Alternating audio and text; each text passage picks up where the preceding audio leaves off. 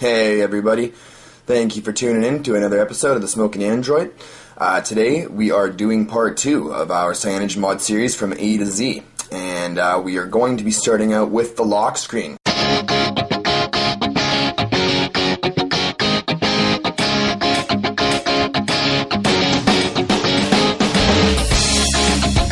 CyanogenMod has implemented some really cool features and customizations to your lock screen if you aren't already aware. So to go ahead and jump right in, we're going to go to our regular settings and right down to CyanogenMod settings. So go down to lock screen, and then we are going to from this particular screen kind of go over some of the options that we have there. The first option you'll notice, we do have the option to disable the lock screen on security. What this basically means is if that box is checked, when you go to turn your phone screen on, you won't have the lock screen at all. It'll be gone. It'll go directly to your home screens. Personally, I prefer to leave the lock screen on just because when I am out and about, I in the past when using this particular feature, I have run into the situation where my camera had taken about 45 pictures in my pocket. I'd pocket dialed a couple of friends, and one of them had actually heard a conversation that was quite private, so that was no fun. Although it is nice to have that option, personally I would recommend leaving that the way it is. Style options. Now we do have some different style options to choose from. Anywhere from sliding tab rotary, which is basically a wheel that you get to slide, rotary revamped, and these are all different things that you can check out for yourself. I'll be demonstrating one of them to you, which I believe, I'm trying to remember which one I have. I think yes, well, as you can see, I don't know what I'm talking about there, but as you can see, it says sliding tab right there. So we'll move on from there. Incoming call style. You can also choose when you're getting an incoming call, do you want it standard gingerbread where it's just the sliders across the screen? You can have rotary. It's really your preference. It's just a style, keep in mind, right? It doesn't give you any actual functionality to it. It's just, so rotary revamped for me is just I just slide it off to the left or to the right and answer and send the calls directly to voicemail if you want. Custom app starter. Now, custom app starter, and I'll give you an example of why that's here. Go ahead and turn my phone screen off, and we will go ahead and turn that back on. And this is basically what it looks like. And the custom app that I've particularly chosen is my camera. So sliding that across, it'll go directly into the camera mode, as you can see. We will boop, boop, boop, boop. Right.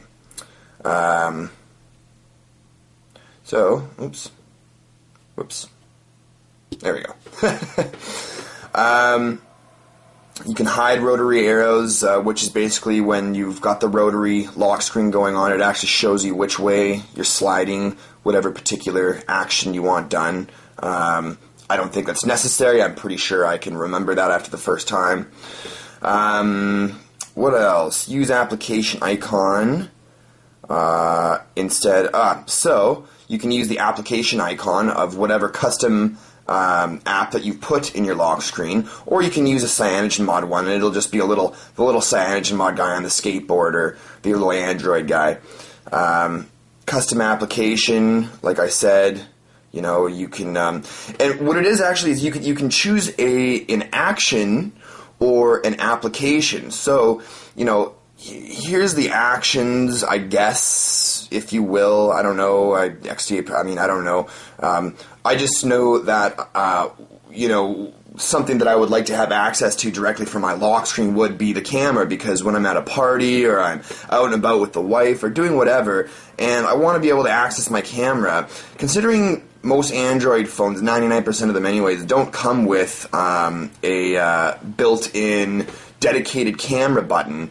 I found that to be a huge pain in the ass, and that's kind of where CyanogenMod comes in.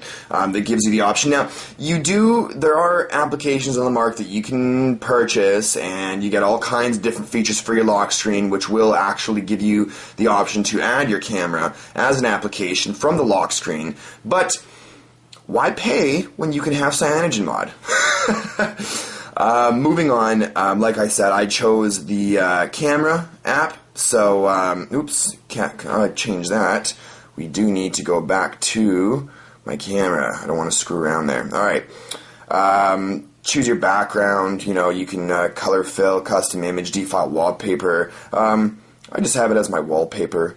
Now, what else here? So that was that. Style options, widget options. Basically, we only have one widget, and that is your music widget. Why they haven't added some different widgets options for your lock screen, I don't know. But, I mean, really, how many bloody widgets do you need on your friggin' lock screen, right? So that's kind of interesting. You can enable the music control or disable it. I prefer to just disable it.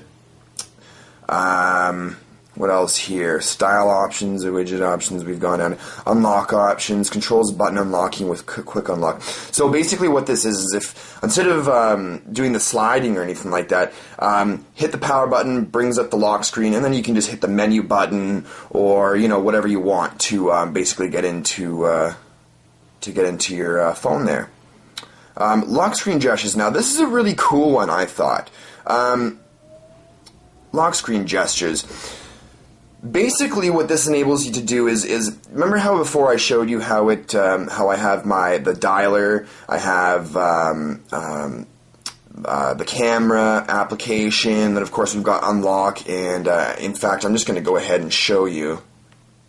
So you can see I have dialer, goes straight into my dialer. You know, it's really common. These are the two most common applications that most people use, including myself, is the dialer and the camera. You want to whip out a camera, take a quick picture, boom, there you go. You want to make a quick phone call instead of unlocking your phone and then like hitting the dialer button, or even depending on the setup of your launcher, you may not have that dialer icon ready to go. So just nice and quick, you can just slide that across and bing bang boom.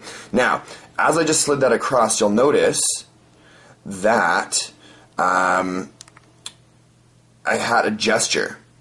Now, the cool thing about this, the gesturing, which is right here, is lock screen gestures, is that now you can basically add even more applications or actions to your lock screen by using the gestures. So as an example, first of all, you're going to want to go in there and use gestures and show gesture trails. Now, gesture trails is basically so that you can see the actual gesture that you're making. That is recommended. So for new users, at least for the first week, I recommend using the trails so that when you are doing whatever it is you're doing, you know what's going on. Because, and I'll get to this in a second here, because there's this option called sensitivity, and sensitivity is really more accuracy.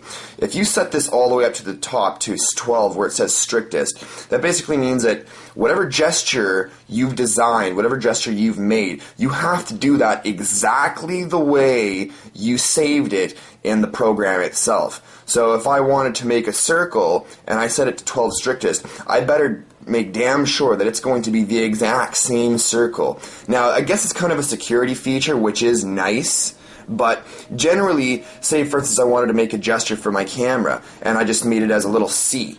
If I don't make it exactly like that, it's not going to work, which will end up being a pain in the ass because then you're going to have to unlock the phone, then actually go into your app drawer, then select the camera app itself. So I actually kept it to stock, which is 3, and show your gestures, luxury. Okay. You can also select the color. I just selected blue just because I like blue. Now build gesture. This is where we get fun. As you can see, I've already created one there, which is flashlight. So I'm going to go ahead and delete that right now, and we'll go through on how to make one. So we're going to add gesture. And the action that we want to take is either unlock phone, toggle sound, shortcut or activity, or flashlight. Now, when we go down to, let's say, shortcut and activity, you have all these applications and shortcuts to choose from. Going straight into applications, we've now got access to another set of applications that you can add to your lock screen. So let's say, just for instance, I wanted to open up Gmail, and I selected G, or actually, let's do that again.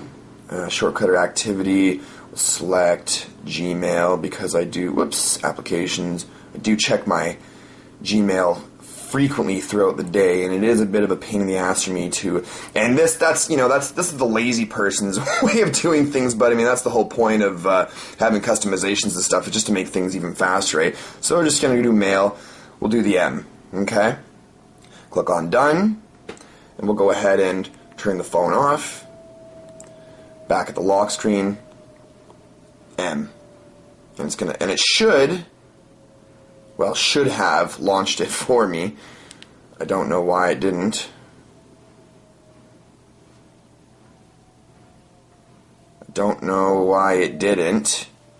Let's try this again. Gmail. So as you can see, it's might take some tinkering around here. It might also be because of the accuracy that I had set. So Gmail, running background, I don't even know what the hell that does. So we're just going to go M. A similar gestures associated. Okay, discard. God damn it, let's try that again. Shortcut, applications. I'm getting quick at this now. Head on down to Gmail. Come on, Gmail. There it is. So we'll go like, we'll just go G this time, okay? Just for the sake of the video, so we're not doing this forever, for God's sakes. G. And it opens up our Gmail, as you can see. That's pretty bloody handy. So that's really neat. Now, that's one more application, as you can see.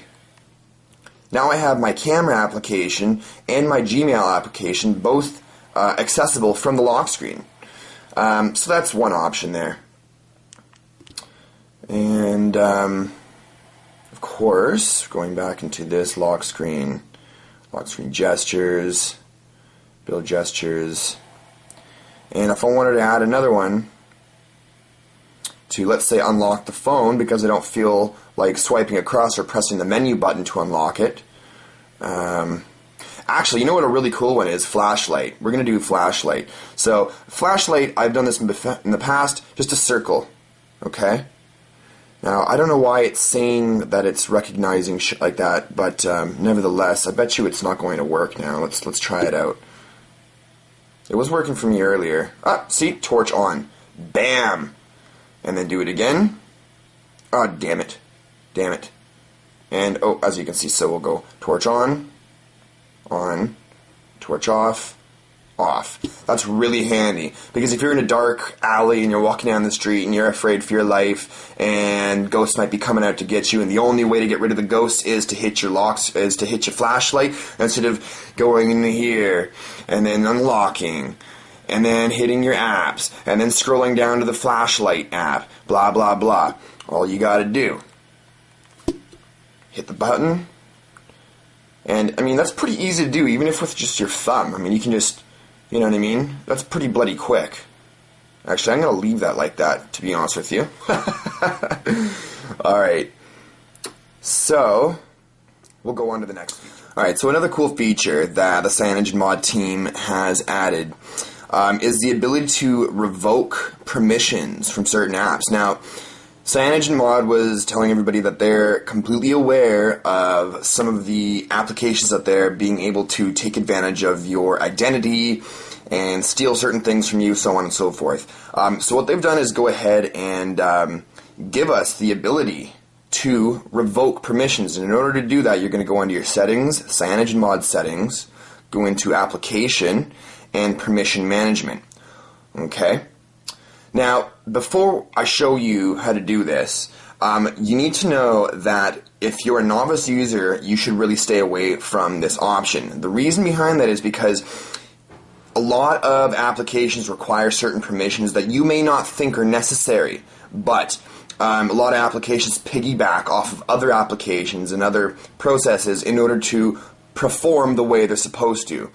If you revoke some of these permissions, you could end up with a lot of force closes, this, that, the other, and the app just won't be working, especially if you do it to multiple apps and you don't either remember or write down exactly what permissions you've revoked from which apps. You could end up with a phone that you think is pretty fucking useless because none of the goddamn apps are working, and it might be causing all kinds of force closes all over the place in different other apps.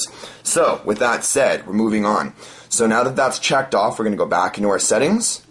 Not CyanogenMod settings, but the applications. Then we're going to click on Manage Applications, and we're going to select the app of your choice. For this particular example, I'm going to choose 3D Bowling. Now, we'll scroll all the way down to the bottom, and you'll notice here are the permissions that the app requires in order to perform. Now, for me, again, I'm not completely... as far as this particular app's concerned, I look and I say, okay, it needs permission from phone calls. Why? I don't know.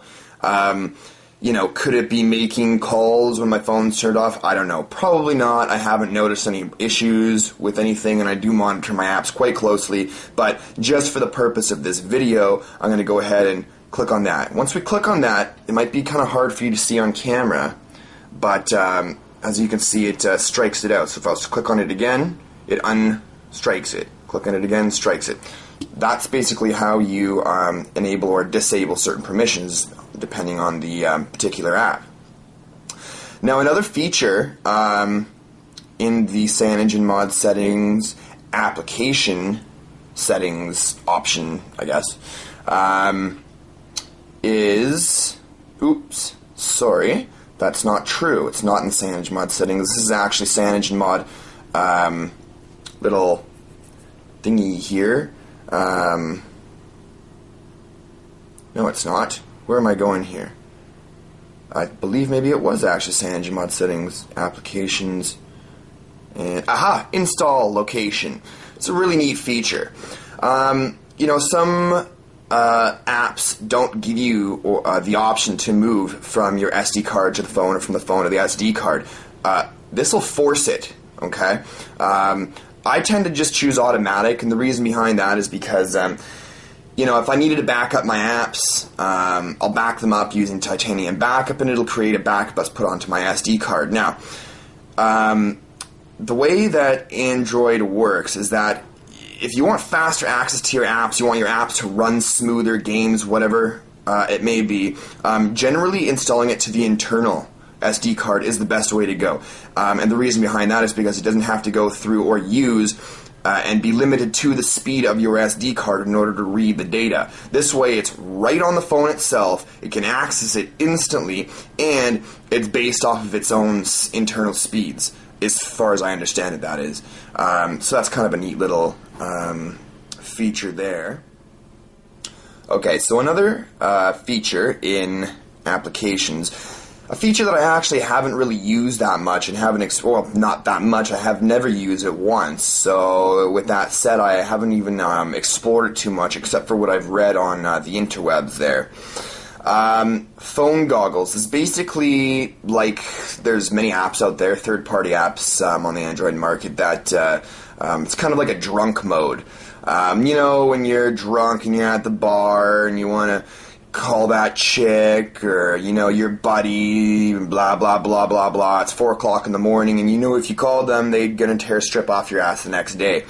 This app is basically to help you think twice before doing so. In order to enable phone goggles, what you're going to end up doing is going to your settings, CyanogenMod settings, applications, and phone goggles. In phone goggles, you're going to click Enable Phone Goggles. No communication will be filtered. Now, outgoing communication is filtered. Default settings. Now, you can either use the default settings, which are, certain numbers. Let's say, for instance, in your contacts list, you've got a category with work numbers, mobile numbers, blah, blah, blah. You can filter those.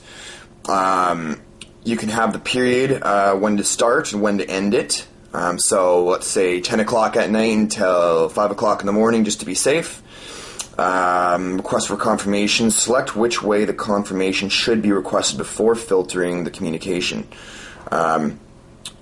I don't know. Oh, math. Oh, okay, I get it here. So the confirmation, if you were to, say, for instance, want to text your boss at 4 o'clock in the morning for whatever stupid reason, it's going to give you a prompt. Now, the prompt, I'm assuming, would be like, are you sure you want to do this? And then you would click yes or no and be like, oh, shit, no, I don't want to do that. Or, oh, hell yeah, I want to piss off my boss at 4 in the morning. Or a math problem. So I suppose you'd make yourself a math problem, and if you're too drunk to figure out the math problem, then you're probably too drunk to be using your bloody phone, so put it back in your fucking pocket, you moron. Math level of the math problem asked before authorizing a communication. So there you go. That's a pretty neat feature as far as I'm concerned. It's kind of you know, like I said, there's apps that you can download from the market. Dialer, you can customize the filter for the dialer, or, you know, again, messaging. And it's funny that they actually put the dialer and the messaging in there, because those literally are the two ones that you're going to want to use the phone goggles for. Because I found myself texting at 3 o'clock in the morning before and had no idea, thinking that it was 9:30, 10 o'clock at night. I usually don't call people very often at night, but nevertheless. So that's kind of a neat feature. Moving on. Okay, so the next thing we're going to take a look at is the CyanogenMod settings input settings. So, find your way into the CyanogenMod settings and select input. In input, it kind of gives you the options to, I don't know, I guess remap. And not so much remapping, I guess that's a really bad way of, bad example. It basically gives you the option to change what certain buttons do and how they react. For instance, long press home settings, number of recent applications. So if I wanted to long press on my home, it can show me the number of recent apps that I had. You can go all the way up to 15. Use custom applications. So I use custom application instead of the recent application dialog. So if I wanted to do that, I'd enable that. And you see it would disable the show of recent apps. And then I'd go into and select whatever action and or application that I wanted to happen whenever I long press the home screen button. So I thought that was kind of a neat option there. So I'm going to go ahead and do that and show recent app titles. I prefer that so that when you know, I can select through them. And anyways, it's up to you. Long press menu, the exact same thing. Search key behavior defines custom actions for search key and long press search key. So I believe it's the same as above. It's just going for every key there. And hepatic feedback tweaks. Adjust when and how strong hepatic feedback occurs. This is kind of a neat option. In CyanogenMod settings, there's actually a setting to long press the back button that will kill any application that you're currently in. I happen to find it's handy when I'm using Facebook as an example. I find that sometimes Facebook likes to stay open in the background, and there's the Facebook chat or Katana or whatever the hell it is, process is running in the background, and it actually will keep my phone awake and drain my fucking battery, which pisses me off. So I like to have the long press and to kill off the application so that I know the application is dead. It's not just running in the background in the cache, okay? Now, how do I know, you know, how do I give myself confirmation that I have killed the app? Other than the little notification that pops up that says, like, application killed, I like to make damn sure that it's killed by clicking, once I hold it down, once the thing, what am I trying to say here? Blah.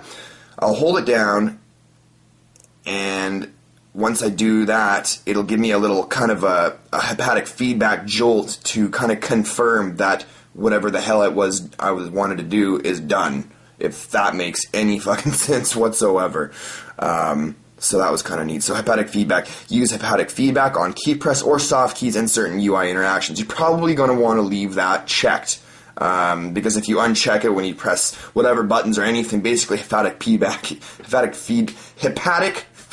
bleh, is gone off your phone. So leave that checked on. No haptic feedback on key release for soft keys and certain key. Now, this I like to have checked on. That's explaining what it was doing when I kill the application. I let go. It'll give me another haptic feedback. Haptic screen items. No haptic feedback when making screen selections. I leave that the way it is because it's pretty stupid in my opinion. You don't even. I mean, basically screen selections. From what I understand, is if you're choosing your home screens, it's gonna give you a jolt every time you scroll through it. Anyways. Set down, pattern, set up, blah, blah, blah, long press. I'm assuming that, see, reboot required for changes. What does this say here? To apply, for changes to apply globally, adjust haptic feedback, values for button down press, blah, blah, blah. Man, this shit is for your super advanced user. Oh, God. Okay, good, unchanged. I don't even know. I don't even know.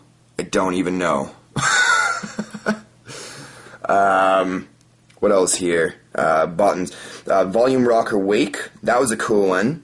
I actually have those two enabled because volume button, music control, seek music tracks, one long press. And, what this basically does is while the phone screen is off, if you wanted to change the tracks when you, say for instance, you're in your car and you've got the auxiliary plugged into your headset and you're listening to tunes and you want to switch songs, you, from what I understand, hold down, I've got it enabled but I never use it. You hold down the volume and it'll go through, it'll seek through your music tracks. Rocker wake volume, that's really fucking handy I find. Let me show you. So I'll turn off this phone screen. Instead of, for me in particular, with my Atrix, the power button is right there on the back of my phone. You know, a lot of people would think that's not a big pain in the ass. You just use your index finger and hit it. I don't like doing that, honestly. You know, when I have my phone in my hands, I don't want to shuffle my hand around to do stuff. So I press the power button and then I shuffle down here to unlock it. I don't like that. So what I do is just hit the volume button there. And then my thumb can easily reach across and hit it. So I'll show you again. Volume, and then I can just reach across. Now, this probably won't be too handy for some of the larger screen devices, 4.5, 4.6 inch screen devices that are going to be coming out because it's just going to be huge. You're going to hit that, you're not going to be able to reach it from over there if that was the size of the screen. But luckily for 3.5 to 4 inch screens, I'm thinking this is, you know, it's pretty good. So just volume button, and then I can reach my unlock screen. Button, swipe thing. You know what I mean. So that's that for the input settings, which I definitely wanted to show you guys. I thought these kind of remapping what these buttons do on long pressing and the volume rocker wake button was a really cool feature. So we're going to go ahead and move on to interface options just before we end this video. And yeah. Okay, so interface options. Settings, CyanogenMod settings, of course, and interface. Now, there's in the previous video I did, I showed you guys the notification power widget. Notification power widget is basically this. As you can see, I'll get a little closer view there. Oh, the lighting's off. There we go. Sorry about that. As you can see, you've got a bunch of widgets to choose from. You can, again, as I said in my last video and I demonstrated, you can add and remove different widgets, and you can slide, and depending on how many you've added there. So that was kind of a neat little option there. Let's see what else we got. Hide on change. Hide the notification pull down after toggling a widget button. So basically that would mean that, you know, after I've hit one of these, it would immediately drag that back up to the top automatically for me. Hide indicator. Hide the notification widgets indicator. Oh, I know what that is. Check this out. As I'm scrolling along, I'll show you guys here. There's a little bar. It's a little bar, as you can see. You see that bar? It's moving. It just kind of gives you an idea of how many bloody fucking widgets you got up there. Excuse my language, but I don't really care. What's next? Hide scroll bar. I already showed you. Oh, hide scroll bar. Ooh, maybe that was wrong. Hide the notification widgets indicator. Dude, I don't know. Hepatic feedback. Enable, disable hepatic feedback. Global settings. How this works in conjunction with the last, the main hepatic feedback and all that stuff, I have no idea. I guess just more options. Indicator color. You can change that.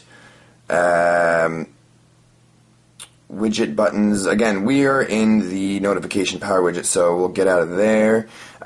Status bar tweaks. You can show the clock or disable it. AM, PM styles. Battery percentage. I like that. I hate how stock Android phones don't come with the battery percentage. That is something that I think all manufacturers should be including. What the hell is yellow going to tell me? Is it at 20%, 15%, or 25%? You know what I mean? So this is where this comes in really handy. And gives you, and it also lets you control how you're going to screw around and modify your device for maximum battery performance by being able to monitor to the point in 1% increments what your battery is at. Compact carrier label. Use alternate notification drop-down layout with mini carrier label. I'm thinking what that means is when I do this, where it says my the carrier there, it'll get smaller. I don't know. That's something that I'm not really too interested in or care about that much. Alternate signal display. Show the decibel values. So from what I understand, the lower the decibels, the higher it goes. So like if I wanted to do this, it shows you now my reception being -95 decibels. And if I want to text with decibels, I don't know how that fucking changes anything. I prefer the signal bars. That way when I say how many bars you got, we can all be on the same page here, right? Right. Okay. So that's that. Status bar brightness control. Automatic brightness is enabled. So I think in order to do this, watch this. We'll go here. We'll go into settings. We'll go into display and brightness and deselect that. Click cancel. And then we'll go back into CyanogenMod settings, interface, status bar tweaks, and oh, damn it. I don't know why. Keeping in mind, this is the beta version of CyanogenMod on my phone. I'm still waiting for them to figure everything out. So that could be attributed to this being a beta version that I'm unable to get that working. However, I'm going to go ahead and bump my display back up so to make sure for the purpose of the video that everybody can see. Oh, look at that. It changed itself back to automatic brightness. Again, beta version. Who the hell knows, right? So, moving back into interface. What's next here? Status bar tweaks, LED notifications. I've actually recently played with this myself. I clicked manage categories. What did I do? Advanced. Basically what you can do is assign a lot of different phones. Their LED notifications actually have different colors. When this phone, this Motorola Atrix, came out of the box, you basically had, from what I remember, 2 notification LED lights, red and green. Green was basically if you had a phone call, a text message, an email, any notification, it would display green. If your battery is starting to die, then it would display red. And that was it. I don't understand why they don't add these options when the phones come out of the box, but again, then CyanogenMod wouldn't be needed, would it? So, my particular phone has like 12 different colors, and I can basically select whatever color I want to coincide with whatever notification I want. Myself personally, I just chose random colors and always pulse. And so what that does is that with these 2 options selected here, and again, you can see the amount of customization you can get into for that. And I'm not going to get into that because that's probably a whole video in itself. But I select advanced, and what this does is whenever I get a phone call, a text message, or anything, it will flash through every single color I have, which is really neat, I thought. You know, I've got purple, blue, white, green, orange, yellow, red. You know, almost every color on the rainbow I have on this particular phone, which is really nice. And it's nice that CyanogenMod enables us to be able to use all those colors. In the past, some of my friends, what they do is, you know, they'll put, email on blue, text message on red, missed call notification on green, and so on. Just kind of gives you an idea of the different options that you do have. So that was really neat. I thought that was a really cool feature. What else here? Render effect. Now, render effect's kind of interesting. I know that a lot of you are probably aware of this, but this is kind of for the people that aren't aware or are unfamiliar with CyanogenMod. Render effect is basically supposed to be a battery-saving feature, or potential battery-saving feature. This will literally render your phone in different colors. So let's say, for instance, I wanted to... I've never tried that. You can see... instead of using all the different colors, which drains your battery, it renders it into particular colors that will save your battery, which that's the idea anyways. So as you can see, you've got tons of different to choose from. Terminal green, I think that's kind of cool. Calibrated N1, Nexus 1, if you will. N1 low red. That's not working for me. Cool. That's not working either. Again, this is beta. Whoops. See, red. Red. That's cool. This would be really neat for nighttime modes as well. If you're, maybe before you go to sleep or something like that, you can change it up here. Amber. Let's that. Ooh, cool. Oh, I want to try blue. Let's try blue. Where the hell did it go? There it is. That's pretty cool too. So there's your options. It's supposed to help save battery. So I guess if you're really in a pinch, maybe you're camping or something like that, and you've got like 20% battery left, try one of those out. That should help you. Reflow after pinch. Now let's keep in mind, interface is a huge options setting sort of menu thing in CyanogenMod. This controls a lot of shit in your phone. The looks, the features, yada yada yada. So I'm sure you'll be spending a lot of time in here screwing around with stuff. I know I do. Reflow after pinch. Reflow web view content immediately after pinch to zoom. I don't like that. I want to be able to control my reflow. So if I don't want it to zoom back out again, then I don't want it to. I'll do it when I feel like it, so I leave that blank. Overscroll effect. This is basically with Gingerbread, as you know, the overscroll, the ever popular overscroll. You're scrolling too much, you can see that hue that comes up. Look at the bottom there, you can see the hue. We can control that. Bounce and glow, let's try that. Doesn't. Oh, there you go. Little something there. There we go. Now it's starting to work. Another old scroll effect. How about just the bounce? I'm guessing. I don't know why it would give me the option between bounce and glow and bounce, because it seems to be doing the bounce and glow already, like you can see there.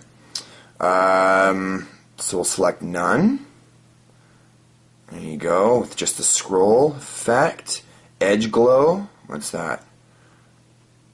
Does the same bloody thing as the other three. Okay, again, beta. It's probably attributed to beta. Scrolling weight. You'll see here, extra heavy. Oh, I need to put the overscroll effect back in, bounce and glow. Extra heavy, I don't know if that's working right now. Extra light, let's try that. And that, from what I understand, that's basically the the bounce that it gives, and how much it goes brrr, I guess. I don't know if that makes any sense to you guys. We'll go for medium right now. That seems fine to me. I actually like that effect, so I'm going to leave that as it is. And that was interface. So that's it, guys. This video was a little more random if you will, and less scripted than my previous video. And the reason behind that is because the scripting took me literally a day to type out, and this, that, and the other. And I feel this is more natural doing it this way. I do still kind of have a list of things that I'm wanting to go through with CyanogenMod to show everybody out there all the cool little features and modifications that it comes with and everything like that. And this is kind of the way I'm going to continue doing it. If you do not like this method, either leave a comment or go fuck yourself. No, I'm just joking. I do appreciate your comments, guys. If you have any questions or have any requests of features of CyanogenMod that you would like featured in the next video, please let me know. Don't forget to subscribe. It helps out my channel, and it tells me that you are appreciating these videos and want some more in the future. I know it has been a little while since I released a CyanogenMod video, but that's because I do have a lot of things on my plate, and I'm actually going to be opening up another channel related to video games, and with a friend of mine we're going to be doing sort of partnered up commentary, so that should be a lot of fun. I'll let you guys know about that in the future, but again, thank you very much for watching The Smoking Android, and until next time, guys, cheers.